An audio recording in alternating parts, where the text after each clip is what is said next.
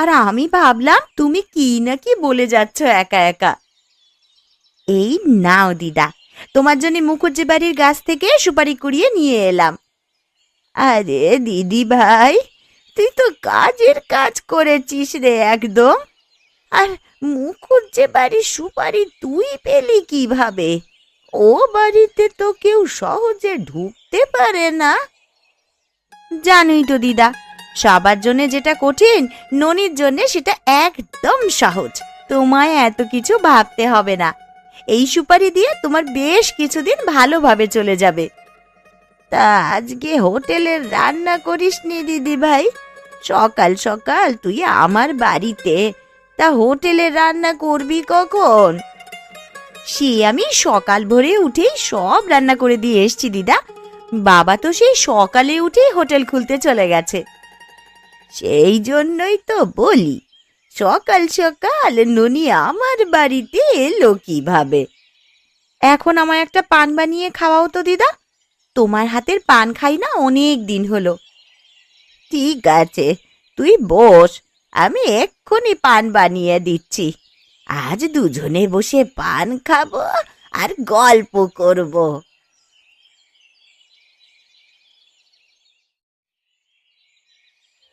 হ্যাঁ রে কানু, এই সকাল থেকেই যে বাজার ফাঁকা আজকে, কোনো কাস্টমার এলো না খাবার খেতে এখনো। হবে হবে কাকাবাবু, সবাই কি আর একসময় বাজারে আসে নিত্যদিন?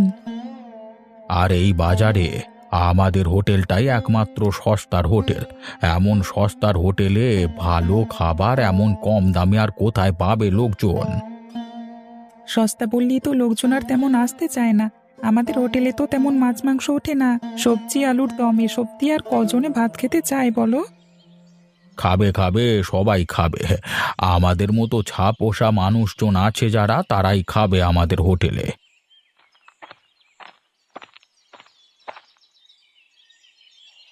কি গো হারান দাদা, আজকে দেখছি সকাল সকাল এসে হোটেল খুলে বসেছো। আজকে কি রাতে ঠিক মতো ঘুমায়নি নাকি? আরে না রে গোপাল, সকালে উঠেই দেখি ননিমা সব রান্না করে রেখেছে, তাই ভাবলাম দেরি না করে চলে আসি। হ্যাঁ, তা বেশ ভালোই করেছো দাদা। তোমার হোটেল আছে বলেই আমরা সকলে দুমুঠো ভাত খেতে পারি সকালের দিকে।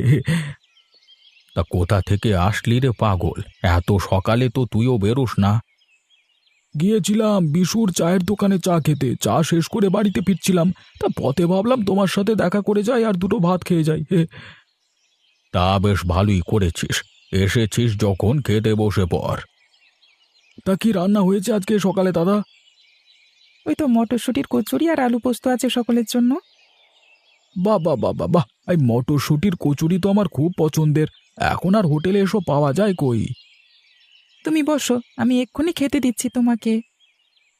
ঠিক আছে ঠিক আছে, আমি বসলাম। এখন জলদি জলদি খেতে দে আমাকে কানু।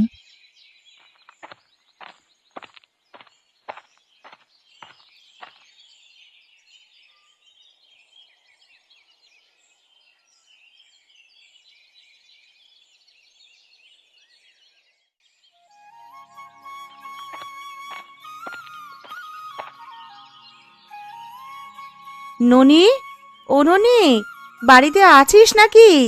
বলি বাইরে আয় বোন একবার।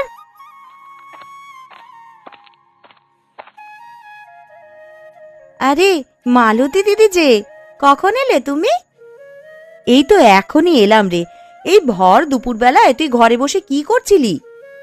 ঘরে বসেছিলাম না গো দিদি, আমি তো গিয়েছিলাম গয়া দিদার বাড়িতে। সেখান থেকে এসেই ঘরে ঢুকলাম এই মাত্র। তো এই দুদিন তুমি কোথায় ছিলে? শরীরটা খুব একটা ভালো ছিল না রে বোন, দুদিন ধরে ঠান্ডা জ্বর ছিল, তাই তো কোথাও বেরোতে পারিনি।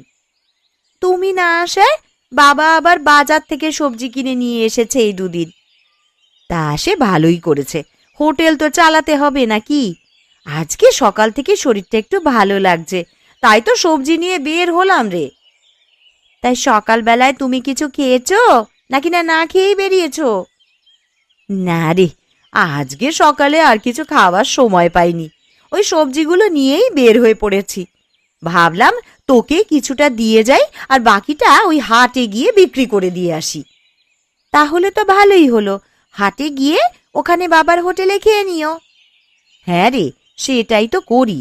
তোকে রোজ সবজি দিয়ে যাই আর তোর বাবার হোটেলে খেয়ে তা শোধ করি। সারা দিন সবজি বেচে বাড়িতে এসে আর রান্না করার সময় পাই না। সেই জন্যই তো তোর বাবার হোটেলেই খাওয়া দাওয়া করি। সে তুমি ভালোই করো দিদি, না হলে সারা দিন সবজি বিক্রি করে বাড়িতে এসে আর রান্না করতে সময় পাবে কিভাবে? নে, এখন এই সবজিগুলো ধর দেখি। আমি একবার হাটের দিকে যাই, বাকি সবজিগুলো বিক্রি করতে হবে যে। ঠিক আছে, আবার এসো কিন্তু দিদি। হ্যাঁ রে ননি, আসবো। এখন যাই আমি।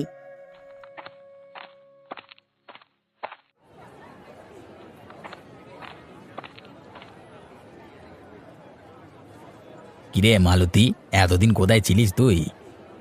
আর বলো না বিমলদা, শরীরটা খুব খারাপ ছিল এই দুদিন। জ্বর আর ঠান্ডা কাশির জন্য বিছানা থেকে উঠতেই পারিনি দুদিন। তা আজ শরীরটা ভালো লাগছে দেখেই চলে এলাম।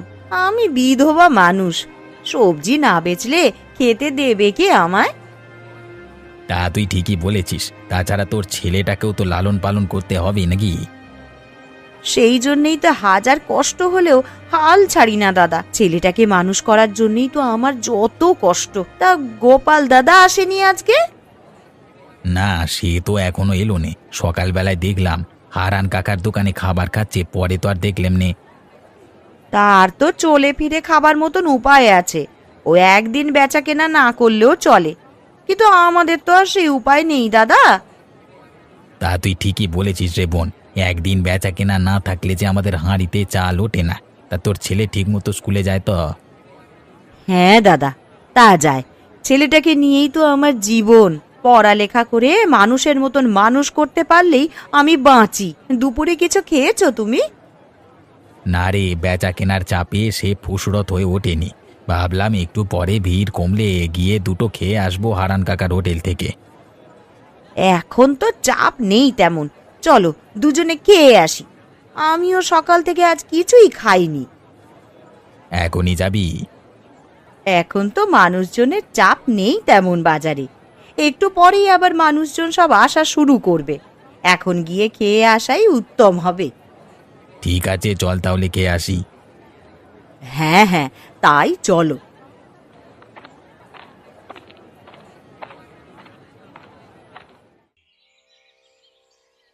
কাকাবাবু, আপনি খাবেন না? দুপুর করিয়ে তো বিকেল হতে চললো। খাবো রে খাবো, একটু হিসেব নিকেশ নিয়ে বসেছিলাম আর কি। এই বাজারে ব্যবসা করা যে দিন দিন কঠিন হয়ে দাঁড়িয়েছে। তা তুই খেয়েছিস বাপ? হ্যাঁ কাকাবাবু, কাজের এক ফাঁকে আমি খেয়ে নিয়েছি। লোকজনের চাপ কম দেখে খেয়ে নিয়েছি। তা বেশ বেশ, ভালোই করেছিস তুই। কি হে বিমল, কেমন আছিস তুই? সকালে যে এদিকে এলি না খেতে। আমি ভালো আছি কাকা। সকালে আজকে হাটে আসতে দেরি হয়ে গেছে, তাই আর খাবার সময় পাইনি। মালতী মায়ের শরীর এখন কেমন? জ্বর পড়েছে? হ্যাঁ গো কাকা, কমেছে। তা সকালে হাটে আসার সময় তোমার বাড়িতে সবজি দিয়ে এসেছি গো কাকা। তা বেশ ভালোই করেছিস মা। আর বাইরে থেকে সবজি কিনে আমার আর পোষায় না। আর তাছাড়া তোর কাছে তো তাজা সবজি পাই। বাইরে থেকে কেন কিনতে যাব তাহলে? তোমার কাছে সবজি দিই বলেই তো দুবেলা দুটো খেতে পারি এখানে।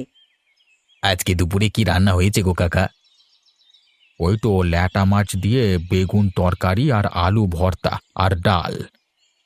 বাহ বাহ বাহ বাহ বাহ, বেশ ভালো তরকারি।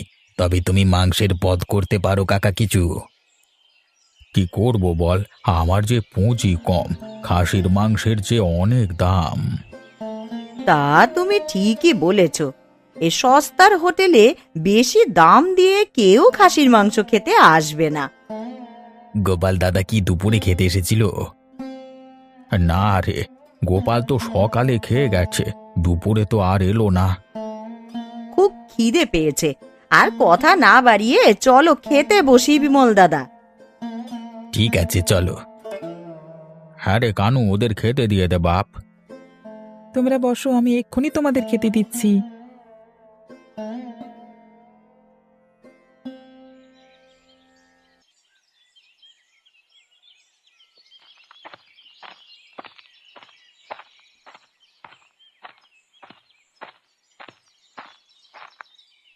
কি গো হারান দাদা, হোটেল বন্ধ করে দিয়েছো নাকি? হ্যাঁ রে মদন, বেচা কেনা তো শেষ ভাই, তাই ভাবলাম বাড়িতে চলে যাই। বয়স হচ্ছে, এখন বেশি রাত হলে আর চোখে দেখতে পাইনি তো। তা ব্যবসা কেমন চলছে তোমার? বিধাতার দয়ায় ভালোই চলছে, তবে ইদানিং সব খাসির মাংসের ঝোল খেতে চায় রে মদন। তাহলে তো ভালোই, তুমি খাসির মাংস নিয়ে মাংসের ঝোল করলি তো আরো। আমি গরিব মানুষ, কোনো রকমে দুটো ডাল ভাত বেচে আমার সংসার চলে। এত দাম দিয়ে খাসির মাংস কিনে ব্যবসা করা যে আমার পক্ষে কঠিন। সে তুমি ঠিকই বলেছো দাদা, অত টাকা দিয়ে মাংস কিনে তোমার পোষাবে বলে মনে হয় না। সেই জন্যই তো চিন্তায় পড়ে গেলাম।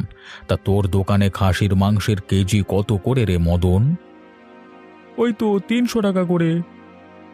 সারাদিনে আমার বেচা কেনা হয় 450 টাকা। এই 300 টাকা দিয়ে মাংস কিনলে আর বাকি জিনিসপত্র কিনবো কি করে আমি? সেটাই তো কথা, জিনিসপত্রের দাম তো দিন দিন আকাশে ছোঁয়া হয়ে যাচ্ছে। সেই জন্যই তো কি আর করব ভেবে পাচ্ছি নে। এসব নিয়ে তুমি ভেবো না দাদা, সস্তায় মাংস এলে আমি তোমাকে খবর পাঠাবো, তখন সস্তায় কিনে খাসির মাংসের ঝোল তুমি করো, কেমন? ঠিক আছে, কোনো উপায় হলে আমাকে জানাস। ঠিক আছে দাদা, জানাবো। এখন তাহলে আমি যাই, কেমন? ঠিক আছে যা, আমিও বাড়িতে গিয়ে দুটো খেয়ে বিশ্রাম নেব। সারাদিন অনেক ধকল গেছে শরীরের ওপর।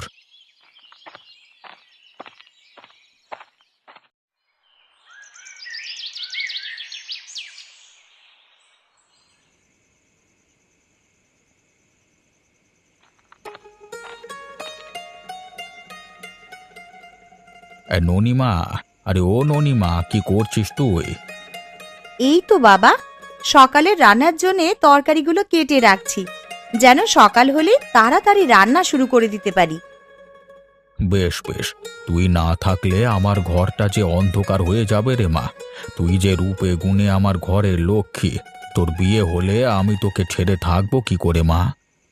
একদম এইসব কথা বলে মন খারাপ করবে না তো বাবা। আমি তোমাকে ছেড়ে কোথাও যাব না, আমি এখানেই থাকবো তোমার কাছে। তা বললে কি আর হয় মা? মেয়ে হয়ে জন্মেছিস, বিয়ে করে অন্যের ঘরে তো যেতেই হবে। সে যখন হবে তখন দেখা যাবে, তুমি এত চিন্তা করো না তো বাবা। চিন্তা কি আর সাধে করি রে মা? মা মরা মেয়ে তুই আমার একমাত্র, তোকে নেই তো আমার সব। তোমার মুখটা এমন শুকনো লাগছে কেন বাবা? তুমি বুঝি দুপুরে কিছু খাওনি? না রে মা, হিসেব নিকেশ করতে করতে আর সময় পাইনি খাওয়ার। সেই জন্যই তো তাড়াতাড়ি বাড়ি ফিরে এলাম, তোর সাথে বসে দুটো ভাত খাবো বলে। এটা কিন্তু ভারী অন্যায় বাবা। রোজ রোজ তোমাকে আর কতবার বলবো আমি যে না খেয়ে থাকা শরীরের জন্য ভালো নয়। আমার একটা কথাও তুমি যদি শুনতে।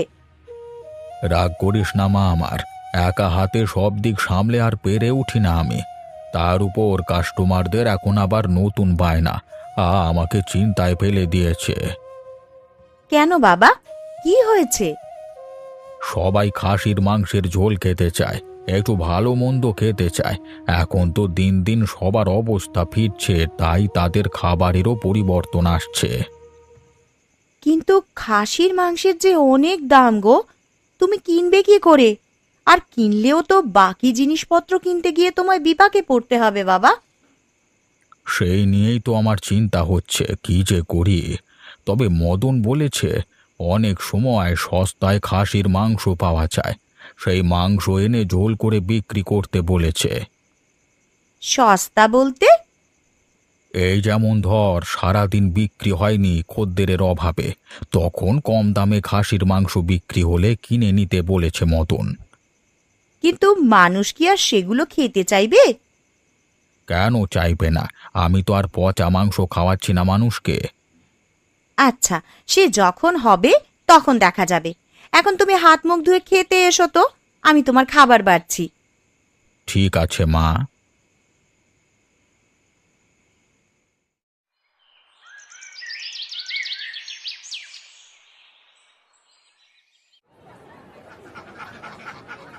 কি রে মালতী, আজকে যে বড্ড সকাল সকাল চলে এসেছিস তুই? আরে কি করবো দাদা বলো, সকালেই ঘুম ভেঙে গেল, তাই উঠেই শাকসবজি নিয়ে ভাবলাম একেবারে হাটে চলে আসি। তা বেশ ভালো করেছিস। তা বিমল কই? বিমলকে দেখছি না যে। বিমল দাদা তো এখনো আসেনি, বোধহয় মাছ ধরে ফিরতে দেরি হচ্ছে। তা গতকাল তুমি কোথায় ছিলে? জিনিসপত্র নিয়ে এলে না যে? আর বলিস না সে কথা।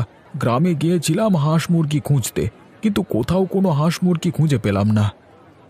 তাহলে আজকে হাঁস মুরগি নিয়ে এসেছো কোথা থেকে?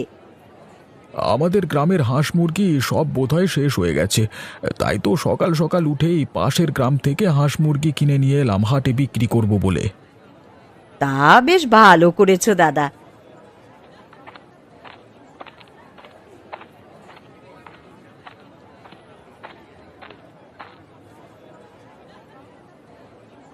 কি ব্যাপার গোপাল দাদা, কেমন আছো তুমি?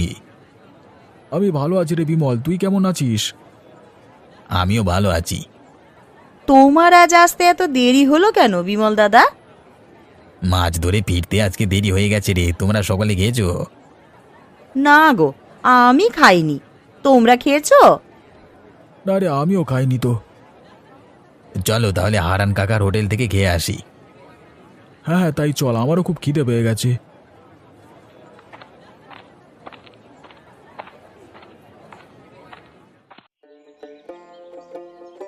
কি গো হারান কাকা, কেমন আছো তুমি? এই তো ভালো আছি রে বিমল, তা তোরা কেমন আছিস? আমরাও ভালো আছি হারান দাদা। খুব খিদে পেয়েছে কাকা, খাবার দাবার কিছু আছে গো? আছে বই কি, অবশ্যই আছে। তোদের জন্য রোজ আমি আলাদা করে রাখি খাবার। আমি জানি তো, যত দেরি হোক না কেন তোরা ঠিক আমার কাছেই খেতে আসবি। তা কি রান্না হয়েছে আজকে দুপুরে? আজকে মলা মাছের তরকারি আর মুগের ডাল। অনেকদিন হলো দুপুরে বেশ জমিয়ে ভালো মন্দ কিছু খাই না। একদিন চলো সবাই শহরের হোটেলে খেতে যাই। তা গেলে মন্দ হয় না। এইদিকে তো কেউ তেমন খাসির মাংসের ঝোল করে না। তা খাসির মাংসের ঝোল আমারও খুব পছন্দের, কিন্তু এই দিকে তো তেমন পাওয়াই যায় না। এখন তো আমাদের আয় ভালোই, একদিন খেলে মন্দ হয় না। কাকা, মদন কসাই তোমাকে তার দোকানে একবার যেতে বলেছে। কেন রে, কিছু বলেছে তোকে? হ্যাঁ, সস্তায় খাসির মাংস বিক্রি হচ্ছে আজকে মদন দাদার দোকানে, তাই তোমাকে যেতে বলেছে। আরে সস্তার জিনিস ভালো হয় না, নিশ্চয়ই পচা মাংস বিক্রি করছে ওই মদন। হ্যাঁ, তাই হবে হয়তো। আরে কথায় আছে না, সস্তার তিন অবস্থা। তোরা না জেনেই বলছিস কেন? হতেও তো পারে কোনো বিপদে পড়ে মদন সস্তায় মাংসগুলো বিক্রি করে দিচ্ছে, আর খারাপ হলে কি কেউ কিনবে নাকি সেগুলো? কি জানি বাপু, তোমার কিনতে হয় কেন? তবে আমাদের যেন এই সস্তার খাসির মাংসের ঝোল খাওয়াতে যেও না, বুঝলে? আগে আমি গিয়ে তো দেখি, পরে না হয় ভালো হলে কিনে নিয়ে আসবো। সে তুমি যা ভালো বোঝো করো গিয়ে, এখন আমাদের দুটো খেতে দাও দেখি। আরে কানু, ওদের সবাইকে খেতে দে। আমি যাই মদনের দোকান থেকে একবার ঘুরে আসি। ঠিক আছে কাকা, আমি এক্ষুনি সবাইকে খেতে দিচ্ছি।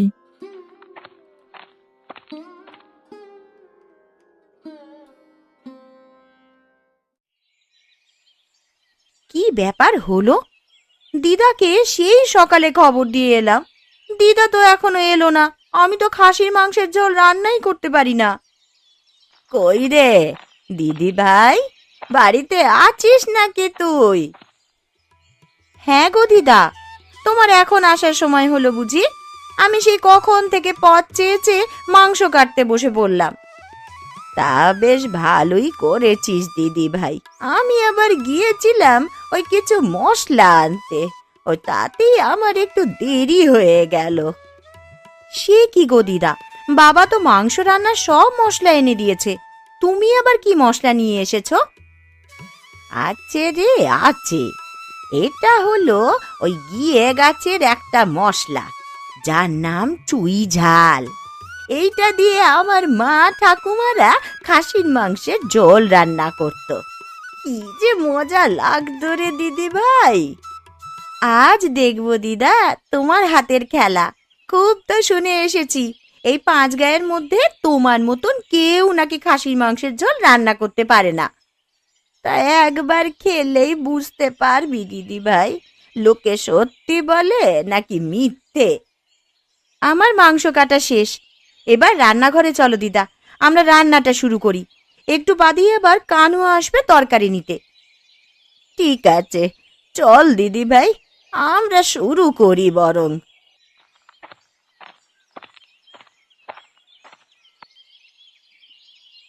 হ্যাঁ রে কানু, গোপালরা কি আজকে খাসির মাংসের ঝোল খাবে? কেন খাবে না কাকাবাবু?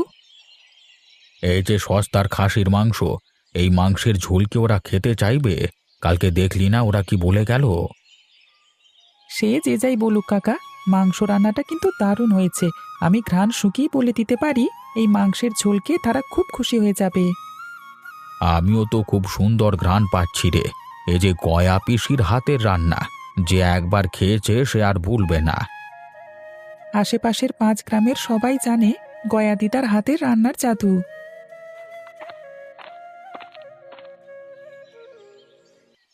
কি গো হারান দাদা, দুপুরে রান্না বান্না হয়েছে আজকে? আজকে কেমন যেন একটা সুন্দর সুঘ্রাণ পাচ্ছি মাংসের। হ্যাঁ তাই তো, আজকে যে সস্তার খাসির ঝোল রান্না হয়েছে, সুঘ্রাণ তো ছড়াবেই। তোরা সবাই খেতে বস, আজকে খাসির মাংসের ঝোল রান্না হয়েছে। সস্তার জিনিস ভালো হয় না, আমি ওসব খাবো না। হ্যাঁ হ্যাঁ, আমরা ওসব সস্তা জিনিস খাবো না দাদা। একবার খেয়ে দেখো না তোমরা, একবার খেলে যে এর স্বাদ আর ভুলতে পারবে না। তা তুই যখন এত করে বলছিস, তবে একবার খেয়ে তো দেখতেই পারি। কি বলো বিমল দাদা? কিন্তু সস্তার খাসির মাংসের ঝোলের স্বাদ যদি ওই সস্তা খাবারের মতো লাগে, তবে কিন্তু 1 পয়সাও দেব না আমরা। একবার খেয়েই দেখ না তোরা, খেতে ভালো না লাগলে আর টাকা দিস না, তবে সস্তা বলে অবহেলা করিস না। ঠিক আছে, চল সবাই খেতে বসি।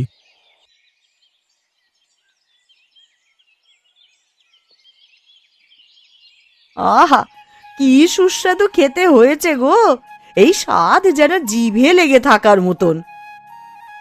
একদম ঠিক বলেছিস মালতী, সস্তা বলে আমি তো ভেবেছিলাম এই মাংসের ঝোল মুখেই তোলা যাবে না। আমরা ভুল ভেবেছিলাম, সস্তা হলেই যে সেই জিনিস খারাপ হবে তা ভাবা আমাদের মোটেই ঠিক হয়নি। এবার বুঝলি তো তোরা, সস্তা হলে সব জিনিস খারাপ হয় না। অনেক সময় সস্তা জিনিসের মধ্যে লুকিয়ে থাকে অনেক ভালো কিছু, যা শুধু সঠিক কাজে লাগানো দরকার, সঠিক হাতের দ্বারা।